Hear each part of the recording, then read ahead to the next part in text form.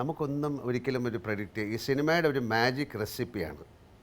ഇപ്പോൾ ദൃശ്യത്തിൻ്റെ വിജയം കൊണ്ട് അടുത്ത സിനിമ ദൃശ്യം എടുക്കുക അല്ലെങ്കിൽ ഇതുപോലെ സിനിമ എടുക്കുക ഇത് വിജയിക്കണം എന്നില്ല. ഇപ്പോൾ ഈ സിനിമയുടെ റൈറ്റ്സുകൾ ഒരുപാട് ലാംഗ്വേജിൽ വാങ്ങിച്ചിട്ടുണ്ട്. പക്ഷേ ആന്റണി ചോദിച്ചൊരു ചോദ്യം അല്ല, ഞാൻ പറയാം. അപ്പോൾ അത് അവർ വാങ്ങിക്കുന്നത് ഈ സിനിമയുടെ വിജയം കണ്ടുകൊണ്ടാണ്. അവർക്ക് ഈ സിനിമ രണ്ടാമത് റീമേക്ക് ചെയ്താൽ ഇതുപോലെ വിജയം കിട്ടുമോ എന്ന് പറയാൻ പറ്റില്ല. അതുപോലെ തന്നെയാണ് ഈ സിനിമയ്ക്കും സംഭവിച്ചത്. ഈ സിനിമ ഒരു പ്രേക്ഷകർ ഒരു വികാരമായിട്ടെടുത്തു. അവർക്ക് എത്രയോ നാളായിട്ട് കാണാൻ കൊതിച്ചിരുന്ന ഒരുപാട് കാര്യങ്ങൾ അതിലുണ്ടായി, അറിഞ്ഞോ അറിയാതെയോ.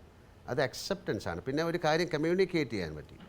എപ്പോഴും സിനിമ എങ്ങനെയാണല്ലോ, ഈ സിനിമയുടെ വിജയം എന്നെ സംബന്ധിച്ചിടത്തോളം ഞാൻ പറയുകയാണെങ്കിൽ, സിനിമാ തിയേറ്ററിൽ നിന്ന് ഇറങ്ങുമ്പോൾ ഒരുപാട് പേര് സിനിമ മറന്നു പോകും. പക്ഷേ ഈ സിനിമ ഒരുപാട് ദിവസങ്ങൾ ചിലപ്പോൾ നിൽക്കാം, ചിലപ്പോൾ ചില മണിക്കൂറുകൾ നിൽക്കാം. വീട്ടിൽ വന്ന് ഇതിനെക്കുറിച്ച് ഡിസ്കസ് ചെയ്യാം, തനിയെ ഇരിക്കുമ്പോൾ ആലോചിക്കാം. അങ്ങനെ ഒരുപാട് നമുക്ക് ഇതിൽ നിന്ന് എന്തൊക്കെയോ മനസ്സിലാകാൻ കഴിയും, അല്ലെങ്കിൽ മനസ്സിലാക്കണം. അങ്ങനെയൊക്കെയുള്ള ഒരുപാട് കുട്ടി മെസ്സേജ് കൺവേ ചെയ്യുന്ന സന്ദേശവും എല്ലാം വളരെ പ്രധാനം. എന്താ കാരണം വെച്ചാൽ ഒരു മെസ്സേജ്, ഒരു കമ്മ്യൂണിക്കേഷൻ.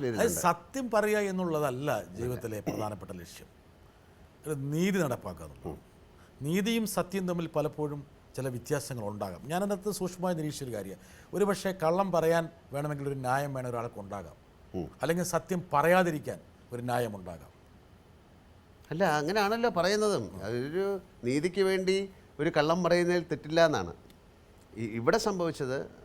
എന്ത് തന്നെ ആയാലും എൻ്റെ കുടുംബത്തിന് വേണ്ടി ഞാൻ നിലനിൽക്കുമെന്ന് പറയുന്ന ഒരാളുടെ മനസ്സാണ്. ആ മനസ്സിനെ ഈ പ്രേക്ഷകർ മുഴുവൻ അക്സെപ്റ്റ് ചെയ്തു എന്നുള്ളതാണ് ഈ സിനിമയുടെ വിജയം.